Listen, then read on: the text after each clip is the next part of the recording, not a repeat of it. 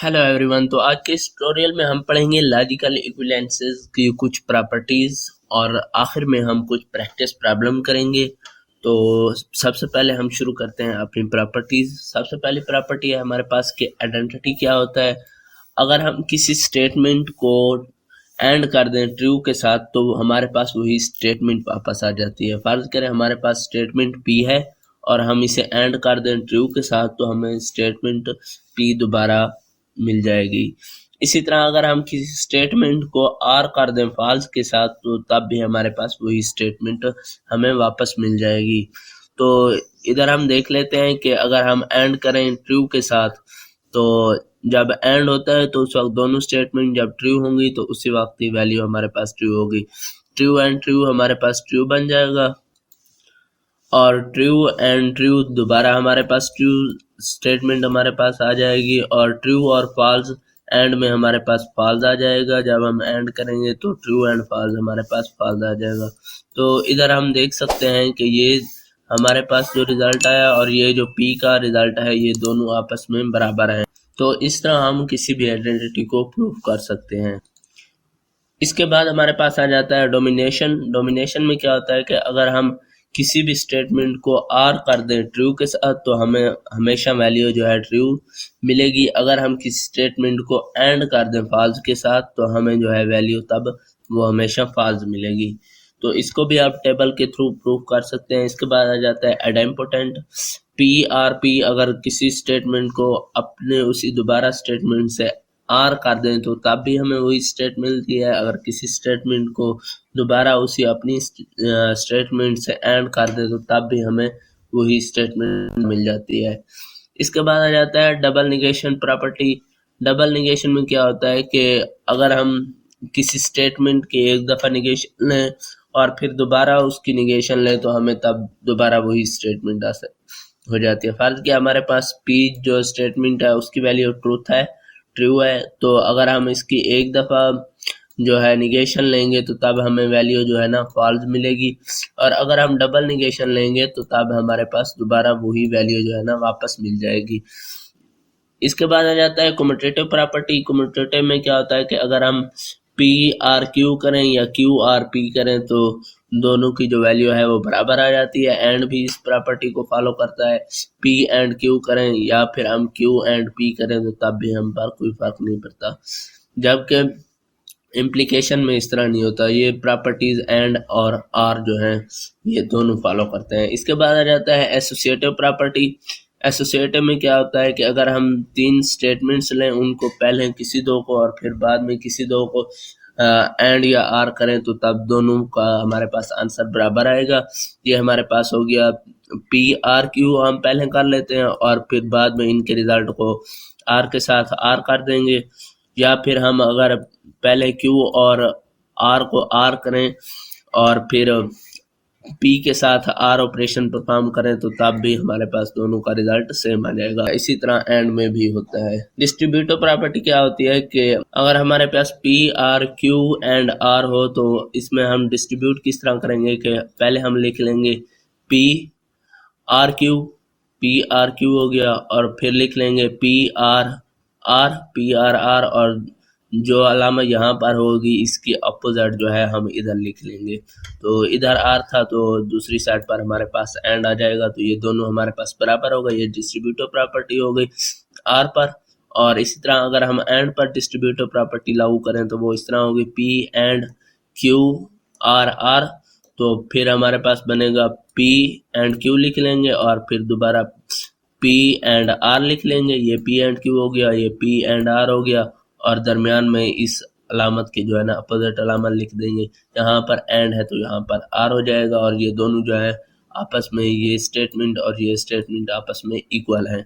इसे जो है आप ट्रूथ टेबल के थ्रू भी परफॉर्म कर सकते हैं, प्रूफ कर सकते हैं। डिमार्गन लॉ हो गया कि नॉट पी आर क्यू है तो ये हमारे पास not P and not Q आ जाएगा। नॉट अंदर मल्टीप्लाई हो जाएगा और जो अलामा यहाँ पर है उसके अपोजिट हमारे पास अलामत आ जाएगी। ये हमारे पास हो जाएगा नॉट पी एंड क्यू, तो नॉट दोनों के साथ मल्टीप्लाई हो जाएगा और जो अलामा यहाँ पर होगी उसके अपोजिट अलामा यहाँ पर आ जाएगी। ये हो गया हमारे पास डिमॉर्गन लॉ।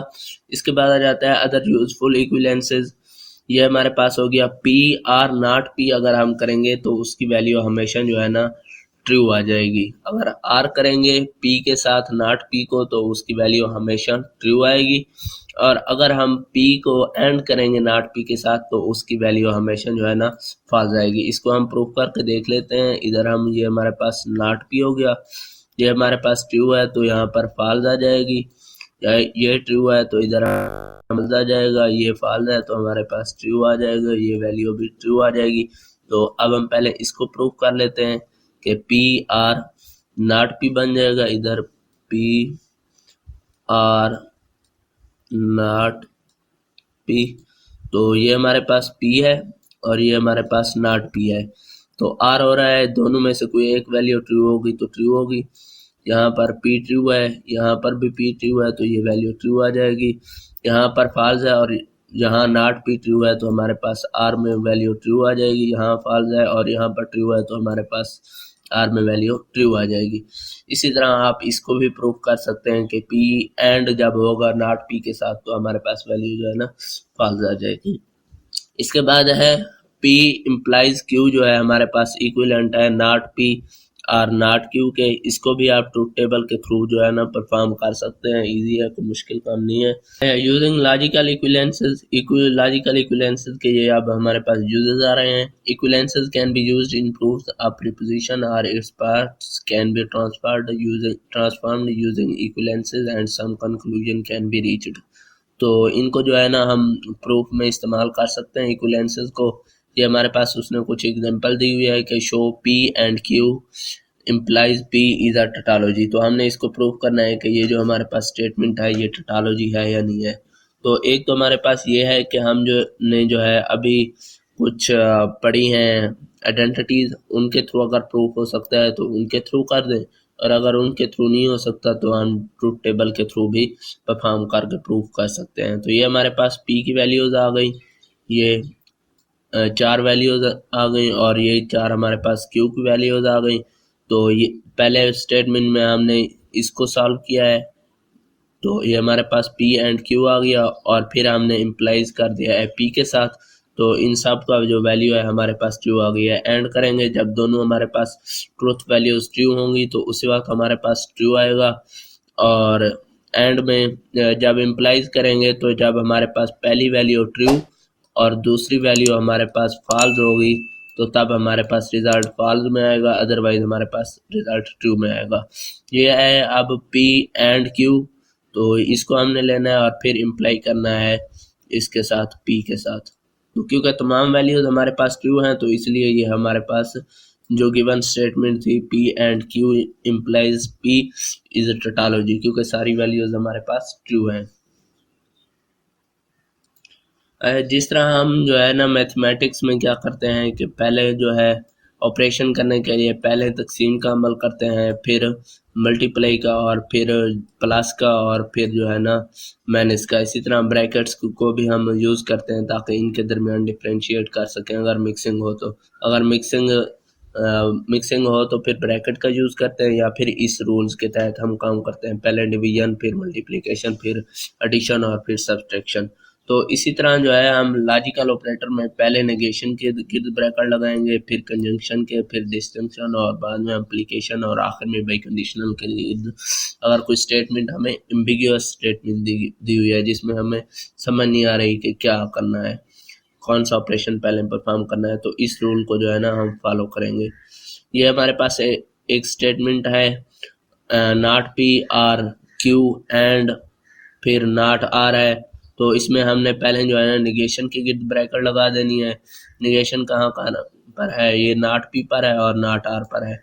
हमने पहले जो है नॉट P पर ब्रैकेट लगा ली और फिर जो है ना नॉट R पर लगा ली। इसके बाद हमने कंजंक्शन के गिर्द ब्रैकेट लगानी है एंड वाले स्टेटमेंट के गिर्द। तो ये हमारे पास एंड हो गई, तो इसके ये दोनों एंड हो रहे हैं तो फिर हमने इन दोनों के गिर्द ब्रैकेट लगा ली। तो ये फिर R जो है खुद ब खुद अलहदा हो गया है। अगर हमारे पास कोई और स्टेटमेंट होती है इम्प्लीकेशन की तो आखिर में फिर हम इम्प्लीकेशन करते हैं और बाई कंडीशनल को हिसाब से आखिर में करते हैं। ये हमारे पास कुछ प्रैक्टिस प्रॉब्लम है, इनको जो है हमने प्रूव करना है ट्रूथ टेबल के through. P exclusive or Q P is equal to है P or Q and not P and Q. इसको जो है आपने ट्रूथ टेबल के थ्रू प्रूव करना है और ट्रूथ टेबल का जो रिजल्ट है, फाइनल जो रिजल्ट आएगा, ये इसको आपने कमेंट में मेंशन करना है। इसी तरह हमारे पास ये सिंप्लीफाइड स्टेटमेंट है। इस स्टेटमेंट को हमने लॉजिकल कनेक्टिविटीज़ को यूज़ करते हुए जो है सिंप्लीफाई करना है। तो इसका आप खुद से ट्राई करें सॉल्व करने की और फिर कमेंट में आंसर बताएं।